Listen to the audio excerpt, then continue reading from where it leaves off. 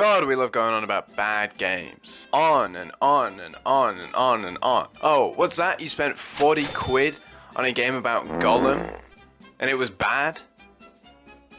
What were you expecting? Not only does it look like this, it's also a game pitched on the concept of getting to play as this guy. Now, I haven't seen Lord of the Rings because I'm not a nerd. But I did thoroughly enjoy playing through Shadow of Mordor and War. And let me tell you, not once during the umpteen section where I had to follow this bug-eyed buffoon around did I think, oh, you know what I'd like? To play a full game of this? And fork over 4 hours of my labouring life's earnings to a company that laid off its entire development team, not even a month after the game's release. Yes, the standard for games is in a very weird place right now. He doesn't have to be this way. Shimmy, yeah. Yes, it is funny that Starfield won Most Innovative Gameplay at the Steam Awards, and yes, I would like another video about how The Day Before sucks and isn't a real game. Please give me more, I just don't understand yet. But fine. Fine. You want a real game? I'll give you a real game. This is the game. I feel like I missed a step here. Enter Buckshot Roulette, a grimy little title that cropped up on itch.io in December and took the indie horror YouTube scene by storm. While the game is simple, and can be completed in around 10 minutes if you know what you're doing, it's the style, the viscera, the cultural impact that we're interested in. What's it about? Duh. I don't know. It's about playing roulette, the fun version, with a shotgun, against this grinning twit, cosplaying Nigel Farage. It has this visual charm, posterized into low-res color grades a la Inscription, and coincidentally also has you face-to-face in a showdown with some kind of supernatural psycho creature. And while that, along with its refreshingly simple premise, make it a pretty neat experience your first go or two, its luster fades fairly quickly. So, say I wanted to prolong my adrenaline rush and construct a version of the roulette game that will keep me on the edge of my seat for at least the length of a dual SpongeBob episode. How do we take the crunch and punch out of this game and inject it into our own version of the classic Russian pastime? Well, let's break it down. So, number one is I need to jot down all of the things we need to cover today. And I think the first one is that I'm going to go with my main source of inspiration for this idea, which is to design the greatest version of Russian roulette that we can as a game you can play with your pals. Don't play Russian roulette with your pals, the real one. You'll die if you suck. Let's make some new text. We'll call it to-do list. That's a bit big. Gather inspiration, which is namely today to play Buckshot Roulette. 2 is to give our brush strokes ideas, our big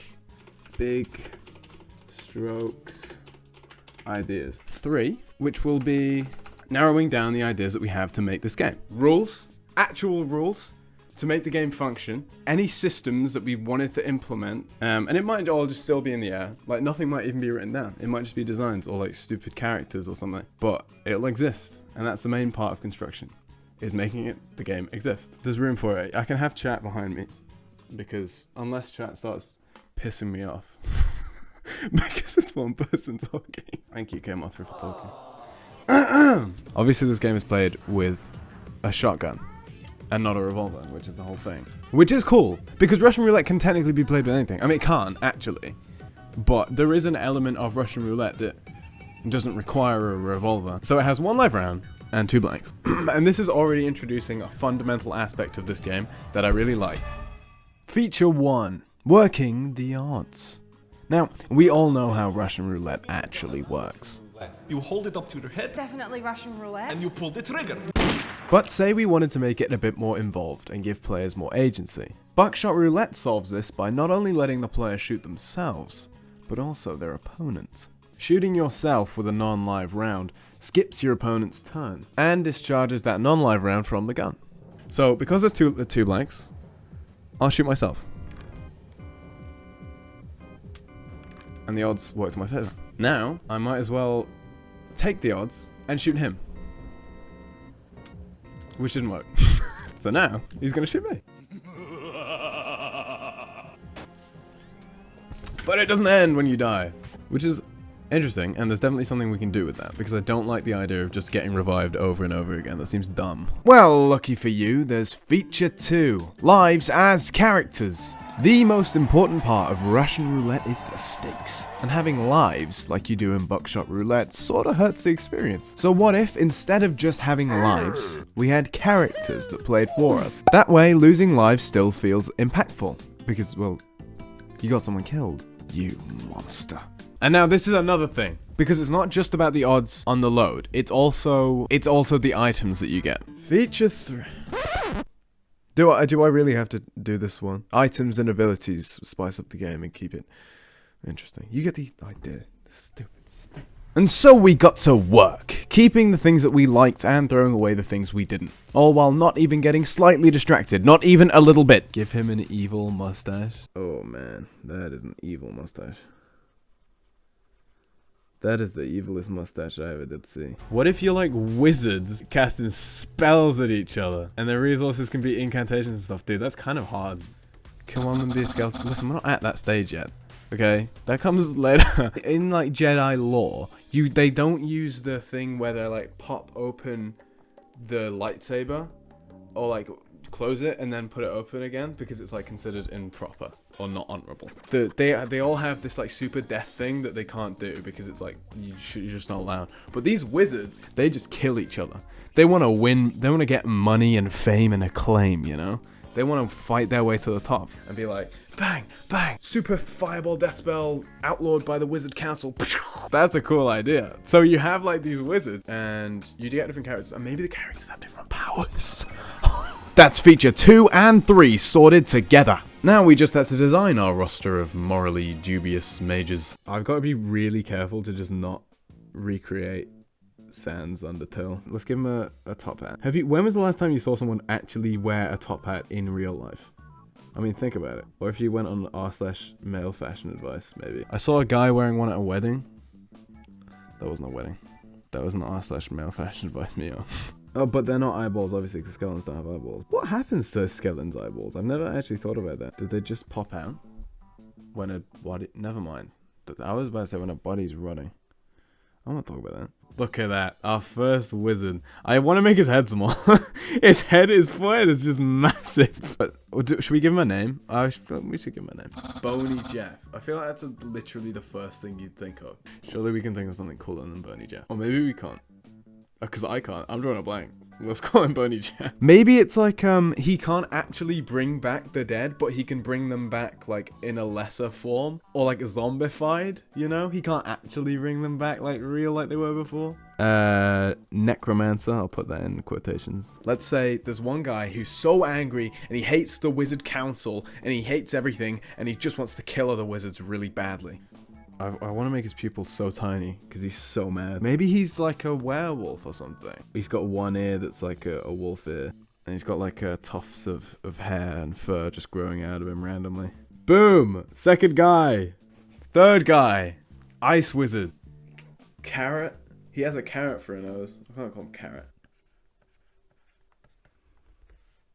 Carrot. He could really scary. So scary that the other guy runs away. A scarecrow?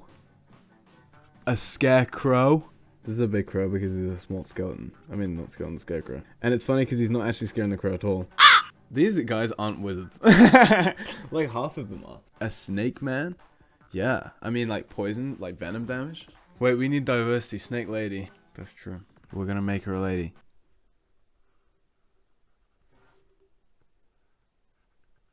And that's how it's done, ladies and gentlemen. If you want a cartoon character to be female, you just give her an eyeliner. Fire, we haven't done fire yet. Burns the opponent, or burns a page in the book. There you go. And he burns the book. He resets the page. Lord Ember Smith the Fourth. He shouldn't have a cloak then. He should have like some royal garb. I'm gonna give him one of those like silly collars that they had. This is an old lady, okay? Love it. Okay, she's in. That's Granny McPotion right there. That's so true. I've never known a name come so naturally. How about a guy that reverses something that your opponent's better do? Like a clown. That's pretty funny, actually. Yeah, he's just like a clown. He's just like, oh, no. That's yours, actually. Do that, but to yourself. Okay. I do appreciate the two female characters. One's like a really old woman, and one's a snake. Flip flop. Fishman? You Fishman. Call him Masturbate. I'm not going to call him that. That's awful. That's terrible. I'm going to time you up. Boom. 1 down. 3 to go. Look, you were looking at card games for inspiration. Sacrifice. Sacrifice. Sacrifice. You get rid of a character you don't really need as much. And you also get to choose one of your opponent's characters to go. Let's do it. Let's do it. Let's do it. Let's do it. A character who gets stronger if you sacrifice another one of your own. That could be cool. I feel like those could both be different characters. They could be related. They could be related. That'd be pretty cool. This is Bert, right? And then the other one's going to be Beth. Beth is like, Beth is buff. That's so dumb. We could have a guy who gives shield. So it's like you want to get rid of him quick because if he stays around, then he's just going to like reinforce the enemy's entire team. Stick a mustache in front of his helmet. Maybe his mustache is his power. His name is Esquire. You know, that's it. We did it. Yeah, these are our guys, and as far as I'm considered, we can give ourselves a pat on the back for a hard day's work. And so our characters were ready. And after a bit of tidying them up, both them and Twitch chat were ready for the ultimate wizard duel. Hello. Hello, hello, hello, hello, hello. Here I am in my little potion shop. I gotta write some instructions, so I might as well go through it. How to play. Every turn, you can either cast a spell at me. I guess I shouldn't say me. Cast a spell at Spinny, which is me. Or cast a spell at yourself. Casting a pure spell at yourself skips Spoonie's turn. Welcome. Hello, thank you for that. It always gives me a heart attack. My own voice. No, this is it. So this is the important stuff, okay? Every turn, and I've play tested it. Every turn you receive a charge. Once you have enough charge for your card's power, you can use it. If you cast it on yourself and it's banished, then your card dies and it goes into your dead pile. If you cast it on me and it goes unbanished, then my card dies and it goes into my dead pile, and I move to the next one in the row. If Boney Jeff dies, I'll kill myself. Well, he is last in the line, so you just gotta win to keep him alive. You know, I can go first. I can go first because, you know, you guys gotta know how this thing works. I gotta teach you. Yeah, you better see how it is. I mean, the odds are 50-50. So in the interest of playing it safe, I'm going to cast this spell at you. Here we go. Cast! And you're fine. You're fine. And now it's your turn. You want to... Alright, we're using a power. We're using a power. You want to sacrifice Bert? You can sacrifice Bert. You now have Bert's power, which is you can sacrifice a card of your own to kill one of mine. Now this was a risky move for chat to make. They were sacrificing one of their few cards to give its power to their current card, making it cost less charge to cast. I'm gonna get rid of a pure spell, because that's what my power is. My power is remove a pure spell from the page and then spin. So now I'm gonna spin and cast at you. Here we go. Oh. Yeah, Beth's not looking too good, guys. I'm sorry, jeez. Yeah, Beth is super dead. And Bert's dead too. You killed them both. And now it's your turn, so we'll give you a charge. You can cast it on me. Okay. That makes sense. Let's spin the wheel. Oh, come on. Oh, just about. And Samantha is unfortunately dead. Rest in peace, Samantha. You were a snake. You did one cool play for me. Now it's Jerry's turn to be in the spotlight. Jerry's a character, let me tell you. I'll cast it on you guys. Let's get rid of David. Let's get him gone. Okay, well, that's fine. That does mean that it's 100% chance banished on the next spin. What are you guys gonna do? Oh, I wonder. Don't kill Jerry, guys. He actually didn't do anything wrong. You know, it's my great displeasure to say goodbye to Jerry. He wasn't really my longest lasting soldier. But luckily, that means I can bring in my trap card. Lord Ember Smith. He owes me £20. He does look like a man of great fortune. I'm not sure why you would need to lend anyone money. So the odds are that this hits you and kills David. And I'm a big fan of that plan. So let's do it. I cast this at you. David is dead. David's dead. No, he's not. Here's flip flop. Everybody say hey. Petition to kill off Flip-Flop. I like Flip-Flop. Why do we not like him? I like that he looks like he's smelling something really intense. It looks like we're going for casting on me. And you know, that's fine by me. Because I believe in the luck of the cards. So let's go. Let's do it. Of course I do. Of course I do, because I'll always live. Lord Embersmith, you don't kill him like that, okay? He's my best guy. He's my best guy. You'll never kill him. I'll cast it at you. Come on. Get out of here. Get out of here, Flip-Flop. What are you even doing? You're a clown. You fight me. I'm made of fire. And now we're bringing in Carrot in place of this sad clown. It's nearly Boney Jeff. Why are we so excited for Boney Jeff? Alright. Cast on me, fine. Fine. I don't care. See if I care. Lord Embersmith, look at his damn face. Okay. Well, come to my house. Kill my Lord Embersmith. Fine. Fine. It's Esquire time. Let's go. I'm ready. This meta is a knight. He can tank this. He can tank this, no problem. I'll cast on myself, because the odds are looking in that direction. Please, thank God. I mean, you know, obviously. And you know what? Because I'm just crazy like that. I'm going to spin the wheel again. Because if I get another charge, then I can give shields to my other cards, which gives me more protection. And makes it basically impossible for you guys to win. God! I got a 100% banishment chance. I might as well just banish Carrot right now. Yeah, I will. I don't even want another shield. Banished! Carrot's out of here. Get out of here. Go to jail. Now I had chat on the ropes. But could Boney Jeff be the saving grace they needed? Why do we all like Boney Jeff so much? Alright. Cast on yourself. Let's spin the goddamn wheel. Very lucky chat. Alright, you guys get another charge, which means you can use your power now. Your power is that you can use a dead card's power for 1 turn. So you gotta kind of let me know. You gotta tell me which one you want. David. I remember them all. You got David's power, which is opponent changes to a card of your choice. Esquire is out. Who do you want in? Granny? Okay. We've changed my noble knight for a grandma. That's fine. I mean, it's like a 50. It's like no. The odds are in my favor. Come on. Okay. Well, you know, it was lucky. There was no skill involved, but, you know, lucky. You can cast a spell on me. Oh, ooh-wee. I wonder if it will hit. I can't look. Granny Potion, no. You would kill an old woman! Granny Potion's dead. Bring in Pluto. This was it. The original 2 wizards we had made going head to head in a duel the scale of which the wizard nation had never seen before. Wah! Come on! Are you kidding me? That's actually not good for me. Maybe it is. You know, maybe it is, because I got another card. What do you guys want to do? This guy sucks. This is a game of chance, okay? This is Russian roulette. What are we talking about? Skill? What are you talking about skill for? Was no skill involved. Cast on me. Yeah, who could have guessed? Okay.